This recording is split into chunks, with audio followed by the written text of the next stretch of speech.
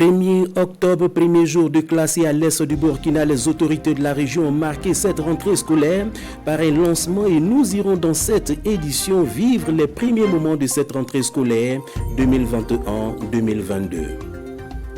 Naba Yadiga et Naba Warma seraient tous deux cofondateurs du royaume de Yatenga. Et dans cette édition, nous allons vous conter leur histoire. Une histoire qui démarre à Goursi pour s'étendre jusqu'aux portes de l'empire du Manding. Voilà pour le sommet, mesdames et messieurs, bonsoir et bienvenue aux actualités de ces 19h. Ouvrons ce journal et tout de suite direction la région de l'Est où les autorités ont procédé ce 1er octobre au lancement de la rentrée scolaire 2021-2022, occasion pour le secrétaire général de la région de souhaiter une bonne rentrée scolaire aux élèves et au corps enseignant. Suivons le film de ce premier jour de classe avec Désiré Ilboudo et Ibrahim Sanou. Le Ditanien pour débuter une bonne rentrée scolaire. Nous sommes à l'école primaire de Gomoré. En rang serré, les élèves souhaitent la bienvenue à l'autorité qui vient s'assurer de la rentrée effective des classes. Ces mots d'encouragement vont à l'endroit du corps enseignant et des élèves. C'est souhaiter une bonne rentrée des classes au personnel, tant au personnel enseignant qu'aux élèves, au niveau de l'enseignement secondaire. Une de nos filles, de nos élèves a occupé le 4e rang l'année dernière qui lui a valu un prix du président du FASO. Et aussi la région a occupé au niveau de l'éducation primaire, occupé la première place. Je suis content de retrouver mes amis. Je suis content de revenir à l'école et je vais bien travailler. Je vais être le premier de ma classe. Plus tôt, ce sont les élèves de la première promotion du lycée scientifique régional logé au lycée de Fada qui reçoivent la visite de la délégation. En dépit des conditions d'études difficiles liées à l'insécurité, le lycée de Fada a fait 100% au baccalauréat série C de 2021 et au secrétaire général de la région de les exhorter à performer dans l'excellence. Restons toujours dans la région de l'Est et précisément à Bogandé où les librairies et autres boutiques de vente d'articles scolaires attendent toujours des clients et pour cause l'augmentation du prix des fournitures scolaires. Quelles en sont les raisons? Éléments de réponse avec Justin Tiendré-Biogo et Ibrahim Sanou. En cette rentrée des classes, les librairies sont quasi vides dans la ville de Bogandé. Les parents d'élèves attendent-ils les fournitures avant tout achat de cahiers? En tout cas, M. Sinini ne se l'explique pas. Il attend toujours les clients. Cette année, ce n'est pas comme l'an passé. Rien, on a déjà envoyé, mais jusqu'à là, ce n'est pas comme l'an passé. Ça ne sort pas rapidement. Même son de cloche dans cette autre boutique. Quelques clients sont néanmoins là. C'est la rentrée. Je suis aussi passé payer quelques cahier pour ma fille. Voilà, maintenant, bon, effectivement, je constate quand même que les prix sont un peu chers. Notre souhait est que le gouvernement voit dans quelle mesure ils vont contrôler les prix et revoir les prix à la baisse. Les prix des cahiers ont effectivement augmenté ici à Bogandé. Pour Bogandé ici, cette prix, on peut dire pour les cahiers de grand format, on vend ça à 750, alors que l'an passé on vendait ça à 600. Pour les cahiers de 200 petit format, on vendait ça l'an passé 225. Cette année, on est obligé de vendre ça à 275. Sont-ils au courant d'un contrôle des prix sur le marché? Comment peut-on expliquer cette augmentation de prix? Le ministère du Commerce, non, je ne suis pas au courant de ça. Non, ce n'est pas nous qui avons augmenté, c'est là où on prend à Ouaga. L'augmentation de ces prix, on peut dire que ça s'explique par le transport, les vols, quoi. Pour les cahiers de grand format de 200 pages, l'an passé, on gagne ça à 450 à Ouagadougou. Cette année, on vend ça à 500 ou bien à 500, ce sont comme ça. Avec l'augmentation des prix des articles scolaires, cette rentrée des classes crée des insomnies chez plusieurs parents d'élèves. À présent, mettons le cap dans la boucle du Moun où l'association Sinignan Sigui offre une seconde chance d'insertion sociale à 300 jeunes dans le cadre du programme de renforcement des capacités des jeunes. Plus de précisions avec Yves Rwamba et Dramanso. Ces jeunes de 14 à 18 ans sont déscolarisés et la plupart déplacés du fait de la crise sécuritaire. L'association Sinignan Sigui veut faire d'eux en 18 mois des fermiers et des transformateurs de production agricole. Ils sont répartis dans une dizaine de centres de formation grâce à un projet commun avec le FONAEF, le Fonds pour l'alphabétisation et l'éducation non formelle. Il y a 3 mois de mise à niveau, et au niveau des acquis et qu'ils ont eu à l'école. Et 15 autres mois, c'est les formations professionnelles au niveau des fermiers agricoles, au niveau des fermiers éleveurs, au niveau de la transformation.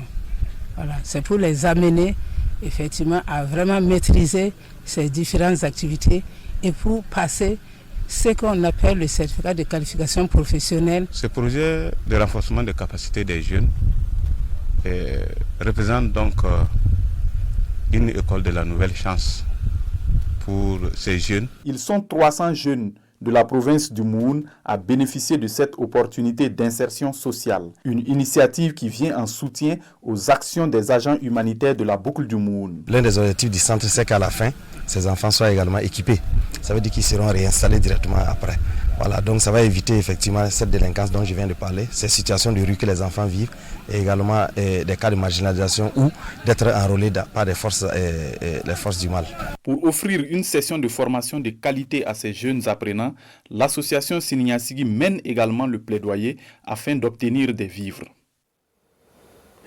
Devoir de rédévabilité pour le Conseil régional du Sahel qui a rendu compte de sa gestion aux populations. La méthode, une tournée provinciale pour faire le bilan de 4 années de gestion. Plus de détails avec Lazare Hassanou. Après Dori en juin dernier, le Conseil régional du Sahel présente son bilan de réalisation de juin 2017 à juin 2021 à la population du Soum.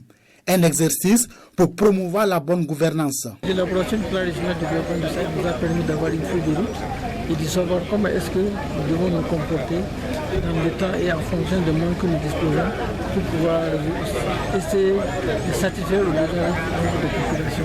Tour à tour, les jeunes, les femmes, les personnes âgées, les autorités provinciales ont remercié le Conseil régional pour ses réalisations pour le développement de la localité. En 2017, à nos jours, le Conseil régional a pu investir plus de 450 millions au niveau de la province du Soum, dans notre province, malgré le contexte sécuritaire très difficile.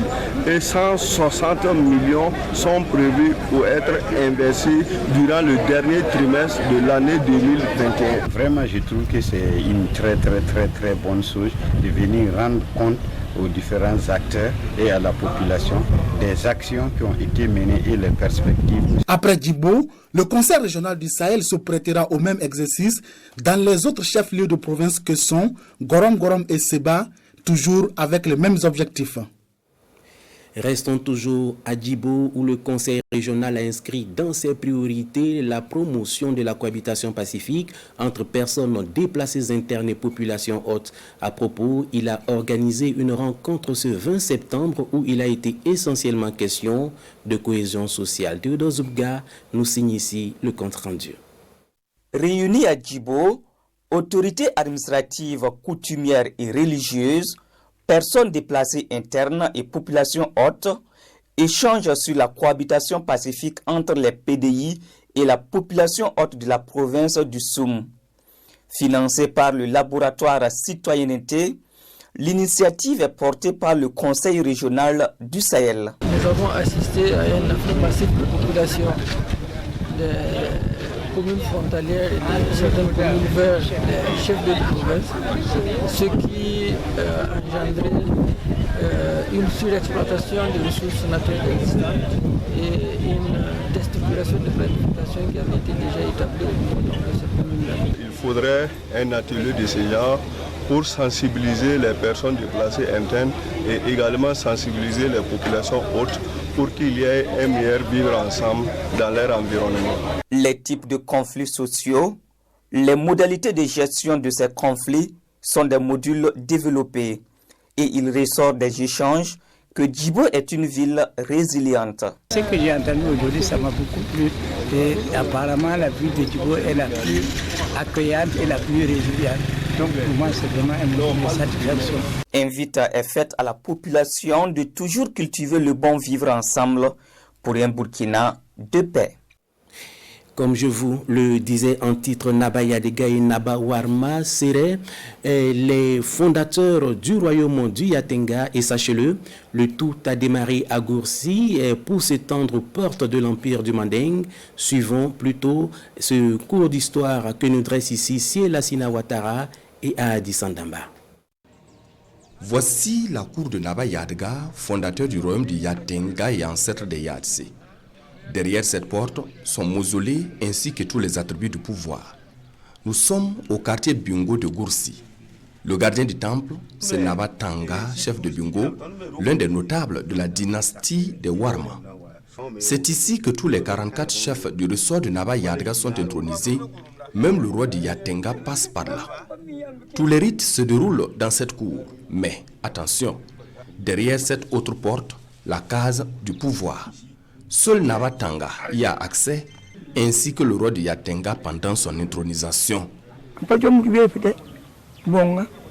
Ce jour-là, c'est à Dodane qu'il arrive ici. On l'installe sur la pierre du pouvoir du matin jusqu'au soir. Toute la journée, il ne peut ni boire ni manger. À la tombée de la nuit, on l'amène à l'intérieur de la cour pour les différents rites avant de lui remettre le bonnet. Il part ensuite chez son tuteur pour revenir une semaine plus tard et accomplir le reste des rites avant de reprendre la route pour Wayuguya. Après cette étape, l'intéressé est désormais roi de Yatenga.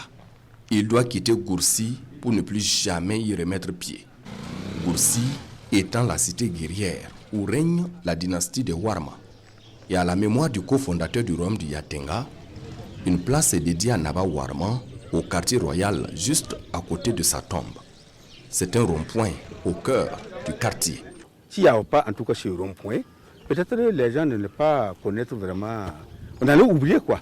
Mais avec vraiment ce rond-point, tout le monde se rappelle.